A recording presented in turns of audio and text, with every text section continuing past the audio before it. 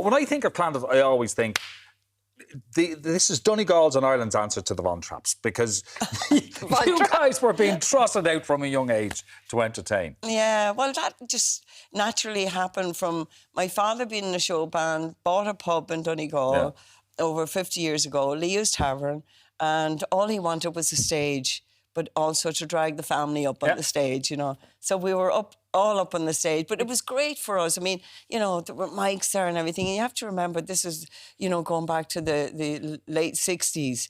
And so we used to stay behind when the pub would be closed, and we'd stay behind and mess around with singing anything from Beatles to Gaelic songs. Like, it didn't matter to us, sort of, you know, but it was just the experience of, you know, that kind of having the choice of being able to perform, I suppose. So then he would get, you know, as we were known, is the family ready? The family getting on the stage. So we didn't have to pay a resident band. He just brought the kids out. We were still at school, so, you know, but during the holidays and everything.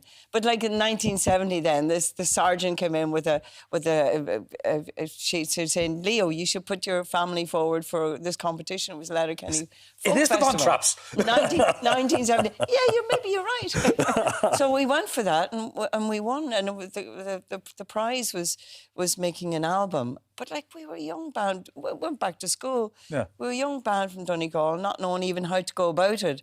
And then we were singing a Mick Hanley song on the National Song Contest. And the people that promised to make the album as a present, a prize or whatever, in 1973 said, you know, let's make the album. And we did it in 2 days. Wow. And that was our first album. We thought, you know, it was... And did you have that unique sound from the get-go? Because, I mean, I don't think there's been anything before or since that I've heard. I mean, a lot of music have a particular genre, but the kind of haunting beauty of your sound was so unique. I think it's very much a Donegal, ethereal kind of thing. But I think it's a lot to do with also the Gaelic. It's a lot to do with family vocals. And we loved harmonies and we loved arranging songs in a way that, you know, we didn't know that we were kind of creating a new sound, basically. I suppose when it jumped out at everybody was with Harry's Game. Yeah. You know, and everybody saying, where, you know, and we were saying, oh, great, we have a sound. You know, we kind of knew, and if people go back to the earlier albums before that, we had 6 albums on before Harry's Game, but if they go back to the earlier albums before that, they can see the remnants of that sound developing gradually, you know. You got the Ivor Novello Award for Harry's Game, wasn't it? We did, yeah. And then you went on a BAFTA for Robin of Sherwood. You did the soundtrack to that, and I remember that. I mean, the minute it would come on, all my family would be running down the stairs to watch Robin of Sherwood on the television, because it was such a classic. I mean, at what point did you... I suppose with a lot of Irish bands as well, you kind of get recognised internationally a hell of a lot more than you do at home at first. And then once the Americans and stuff love you, then you can come back and everyone loves you as well. But it was Europe for us, because... You see, we were singing mainly in Irish, in Gaelic, and really there was nowhere that we could sing in Ireland. I remember singing in a pub in Ireland and somebody, you know, talking about a whole commentary of a football match while I sang a beautiful Gaelic song. God. So we were invited to go to Europe on a folk festival tour that was kind of 30 cities, and we went, and that was in 1975. And it was amazing. We were doing 30 to 35 minutes every night. Would be the last going on. And the last show was in the Berlin Philharmonic Hall. And we got a standing ovation. And we went into our dressing room and we said, well, we go professional and try it out. We were just sort of, you know, everything was kind of very relaxed and kind of, if you go to Donegal, sure, tomorrow's another day. Sure, grand. Sure, Jesus was a hit everywhere except in Nazareth. You know? But you know, that was kind of, I suppose, you know, we were kind of laid back and we were enjoying what we were doing. So it kind of gave us the chance to kind of develop that. And, you know, I mean, the funny thing was, you know, nobody wanted to listen to us. And people in Ireland would say that you have a grand sound, but sing in English. And the great thing about Harry's Game was the fact that, you know, it was in Gaelic and there we were singing Gaelic on Top of the Pops. Exactly. And you were kind of going... That for the times But that was the massive gear shift. Yeah. Well, it was Top huge. of the Pops. It was huge. But then, when you were talking about Robin of Sherwood, there wasn't a Gaelic word in it. No. And everybody was saying, what are they doing? What are they doing? But it became part of the journey that we took people on, you know. So it was kind of, we did our own thing. You know. But it was amazing to do that. I mean, we still, some of the actors still come to our shows because it wasn't that we were doing the music and everything. We were on location. We got to know them. They used to come to our shows, and you know, because he scored the entire series. It wasn't just like maybe like the start of a sitcom. Like sometimes you get the one song at the start. The entire thing. 26 episodes we ended up, and it was very much, you know, we kind of wrote for, you know, characters in it, so you'd hear the music and you knew what character was kind of approaching or whatever. It was great fun. Okay, it was great fun. It was absolutely brilliant. We have to talk about next Saturday. Yeah, because next Saturday, February 18th, it's a rescheduled show.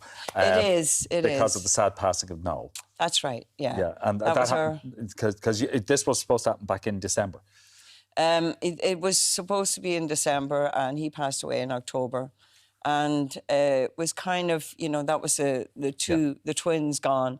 And, you know, it was really funny when people were coming up to me and saying, I'm sorry to hear about your uncle. And I'd say, uncle, you know. It's like he was 3 years older than me. He grew up with me and travelled the world with me and whatever. It was really a brother. So losing the two of them, you know, there's three, myself and Kieran and Paul now on stage.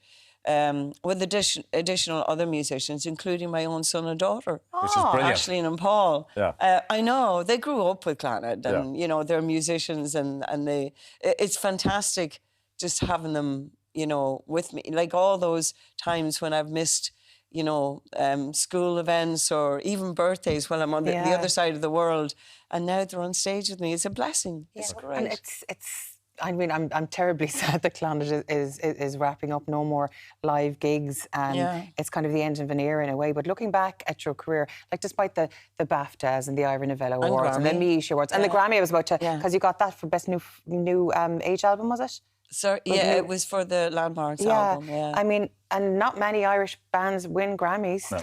That's true. But to look back, is there any moment that really stands out as a pinch me moment from your career? I still think of the Letterkenny Folk Festival because it was just kind of one of those things that gives me goosebumps every time I think about it, because it was just, we weren't expecting it, you know. Yeah. But it was fantastic winning, like the BAFTA Awards were very special, and being there, and just the amount of people you've met in various, you know, places and people. And there's been other accolades that we've had, you know, which is fantastic, but really. But it's nice to be able to put it to bed. So this is Saturday night. Is the last Irish gig. How are you feeling? Good. I mean, it'll be emotional, for sure, but it'll be a good emotional thing. We wanted to go out with a bang, and Clannad do what Clannad do. We like to do our own thing, and, you know, if people think that, they'll be back, no. This is it. No, this is it. This is the full stop. This is it. And, we still have to continue with our farewell tour because the pandemic has sort of upset the whole thing. We're going to Australia in March. And then we have a few festivals in the summer, and then we finish in America September, October. I go Shinny. Yeah. And that will be That's it. Yeah. Well, it's going to be some night next Saturday. It will be, actually. It will be emotional. It will be special. I mean, we've done the whole of Europe, and it was amazing, just the feeling of, you know, they were clapping us for like 2 minutes before we even sang a song, because it was kind of, they knew it was... This is it. And it's a nice feeling to do it like this as well. Yeah, as Bono said, one of the greatest voice the human ear has ever And experienced. that's a huge compliment. Yeah, you'll have that.